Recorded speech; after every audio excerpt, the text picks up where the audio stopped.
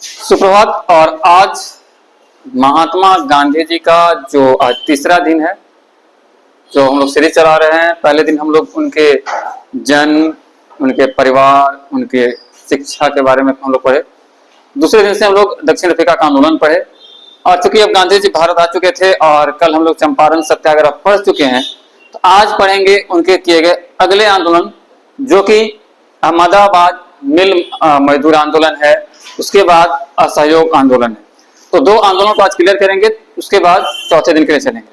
सबसे पहले चलते हैं अहमदाबाद, जहां पे गांधी जी के द्वारा किया गया था अहमदाबाद मिल मजदूर आंदोलन।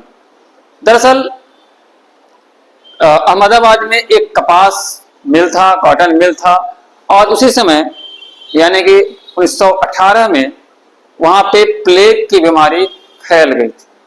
प्लेग बहुत ही खतरनाक बीमारी हुआ करता था उस समय, जैसे अभी कोविड आया था, इससे भी ज्यादा डेंजर हुआ था। प्लेग डायरिया जब होता था तो गांव के गांव लोग निकल लेते थे। तो प्लेग की बीमारी फैल गई और वहां के जो कंपनी के ऑनर थे, उसने 50% बोनस देने का वादा किया था कि भाई आपको हम 50% बोनस देंगे। लेकिन जब प्लेग आता है तो बोनस देने के बजाय वेतन में भी कटौती कर देते हैं। और उसके बाद अनुसुईया साराभाई बेन जो हैं, जो कि मजदूर नेता थे, वो 21 फरवरी 1918 से हड़ताल कर देते हैं। इससे पहले वो गांधी जी को पत्र लिख चुके थे और 21 फरवरी 1918 से वो हड़ताल कर देते हैं। हड़ताल के बाद भी अगर कंपनी कुछ नहीं सुनती है तो फाइनली गांधी जी पहली बार हंगर स्ट्राइक करते हैं। वो करते हैं 15 मार्च 1918 को, यानी कि भूख हड़ताल 15 मार्च 1918 को गांधी जी करते हैं। यानी कि 21 फरवरी से 15 मार्च लगभग 21 दिन बाद भूख हड़ताल शुरू होता है। 3 दिन भूख हड़ताल रहता है और इस आंदोलन में शंकरलाल बैकर और वल्लभ भाई पटेल भी गांधी जी के साथ होते हैं। अनुसुईया साराभाई जो मजदूर नेता थे उनके साथ होते हैं। आनंद शंकर ध्रुव की अध्यक्षता में फिर पंचायत होती है, मीटिंग होती है मिल मजदूरों की और मिल मालिकों की, और उसमें 35% बोनस देने पर जो कंपनी मिल है वो सहमति बना लेता है। 35% बोनस देने की वो स्वीकार कर लेता है और इसके बाद ये आंदोलन समाप्त हो जाता है। और यहाँ पे पुनः जो एक मिल मजदूर आंदोलन था, ये सफलतापूर्वक गांधी के नेतृत्व में समाप्त हो गया। इसको at this moment he talk about trusteeship principle, इसको ट्रस्टशिप सिद्धांत के नाम से भी जाना गया। यहीं से ट्रस्टशिप सिद्धांत की बात शुरू हुई, भरोसे की बात शुरू हुई और इसे ट्रस्टशिप प्रिंसिपल्स के नाम से जाना गया।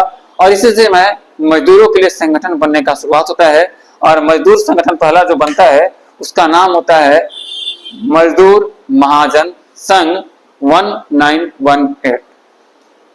तो ये था आपका अहमदाबाद मिल मजदूर आंदोलन। जैसे ये खत्म होता है तो शुरू होता है खेड़ा सत्याग्रह।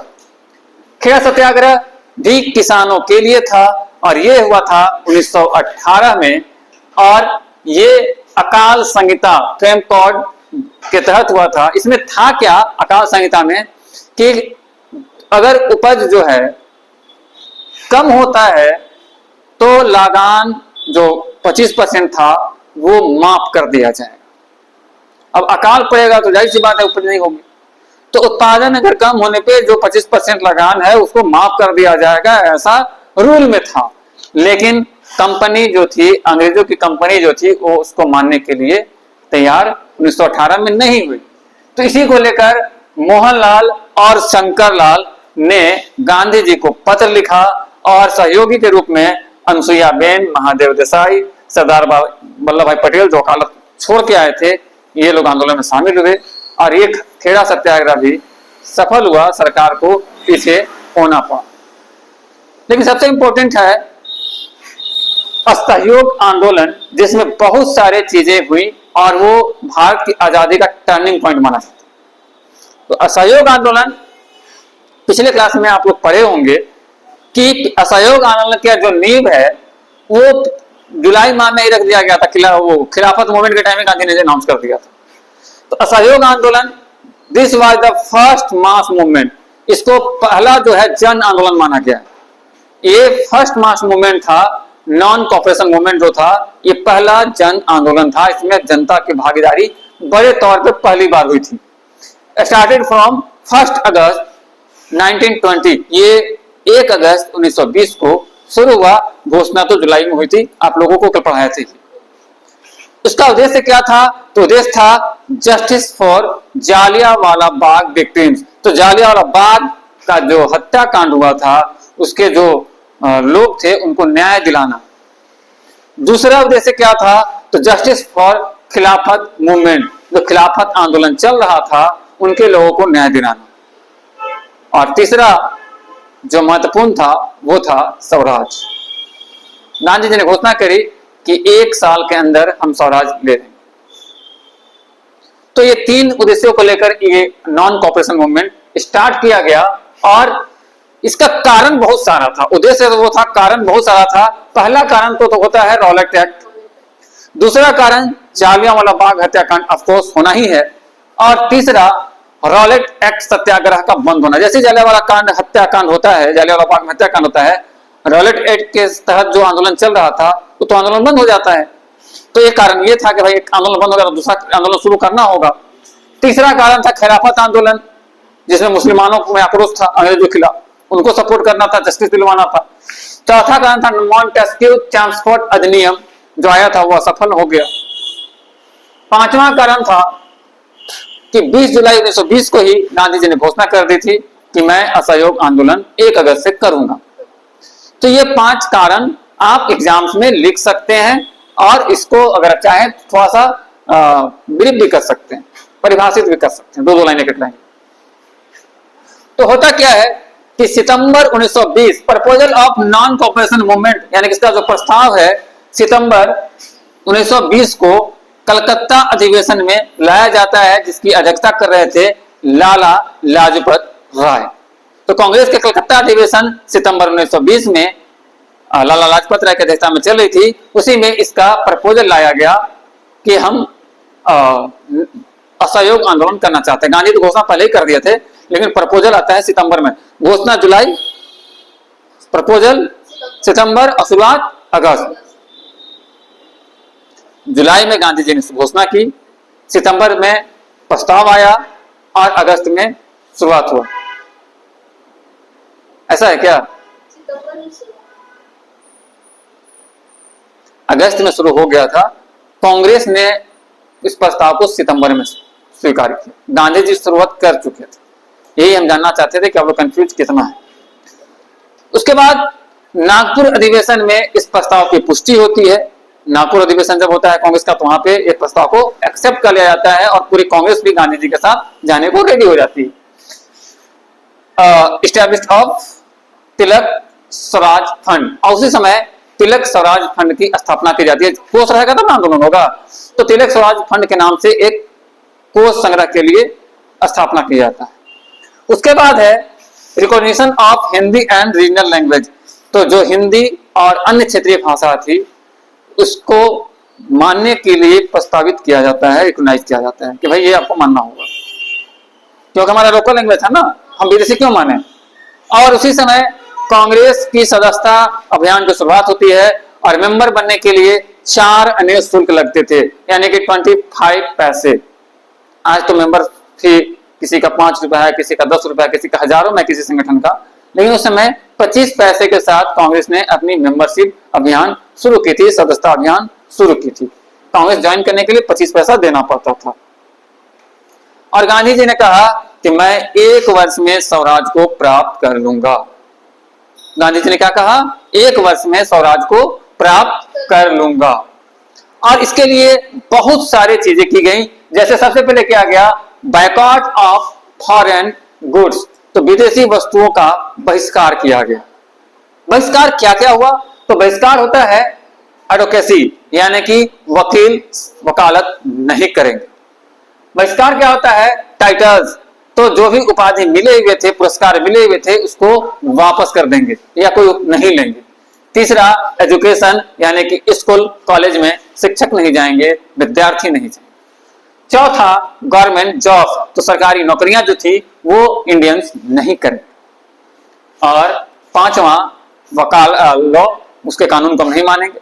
और छठा, कपड़े, क्लॉथ्स, यानी कि विदेशी वस्त्रों को हम जला देंगे, हम नहीं पहनेंगे। इन सब का बहिष्कार करने के लिए बड़े बड़े लोग सामने आए। जैसे वकालत को छोड़ा मोतीलाल नेहरू ने, जवाहरलाल नेहरू ने यूपी के, राजगोपालाचारी मद्रास से, चित्तरंजन दास बंगाल, लाला लाजपत राय पंजाब, सरदार पटेल गुजरात और विठल भाई पटेल गुजरात। तो ऐसे बड़े बड़े लोगों ने भी अपना वकालत छोड़ दिया। अगर एजुकेशन की बात की जाए तो गुजरात विद्यापीठ, जामिया मिलिया विश्वविद्यालय और तिलक विद्यापीठ ने भी इसका बहिष्कार किया। ठीक है, लेकिन सिर्फ बहिष्कार तक ही आंदोलन सीमित नहीं था, इसमें कुछ रचनात्मक कार्य भी किए गए, क्रिएटिव वर्क्स भी किए। क्रिएटिविटी क्या था? तो अल्कोहल प्रोहिबिशन, यानी कि मद्यपान निषेध, शराब पीना बंद कर दिया गया। दूसरा, अनटचेबिलिटी, छुआछूत से रोक का प्रयास किया गया। नेशनल यूनिटी, राष्ट्रीय एकता की बात की गई। क्लीननेस, सफाई अभियान, गंदगी नहीं रहना है, गंदा रहोगे भाई तो प्लेग, डायरिया, बहुत तरह बीमारी हो सकता है। इकोनॉमिक इक्वलिटी, आर्थिक समानता की बात करी गई। और आर्थिक, ये सब चीजें जो थी, क्रिएटिव वर्क, ये शिक्षा, किसान और भ्रष्टाचार, इन तीनों को रोकना था, बढ़ाना था। शिक्षा को बढ़ाना था, किसान को डेवलप करना था, भ्रष्टाचार को रोकना था, और सरकार, समाज और निजी क्षेत्रों में इसको लागू करना था। सरकारी क्षेत्र में भी लागू करना था, सार्वजनिक क्षेत्रों में भी, निजी क्षेत्र में भी और सोसाइटी में। तो सरकार, समाज और निजी क्षेत्र। विरोध में एनी बेसेंट ने होम रूल से इस्तीफा दे दिया। एनी बेसेंट कौन थी? कांग्रेस की प्रथम महिला अध्यक्ष। उन्होंने होम रूल से इस्तीफा दे दिया। मोहम्मद जिन्ना, मोतीलाल नेहरू और चित्तरंजन दास ने भी इसका जम के विरोध किया। अगर बात की जाए गांधी जी की, तो गांधी जी ने जुल्लू पदक, बोर पदक और कैसर-ए-हिंद जो उनको 1915 मिला था, इसको इन्होंने वापस कर दिया। फरवरी 1921 में ड्यूक ऑफ कनॉट का भारत में आगमन होता है और स्वागत का जबरदस्त विरोध किया जाता है। उनका यहाँ पे वेलकम नहीं होने दिया जाता है।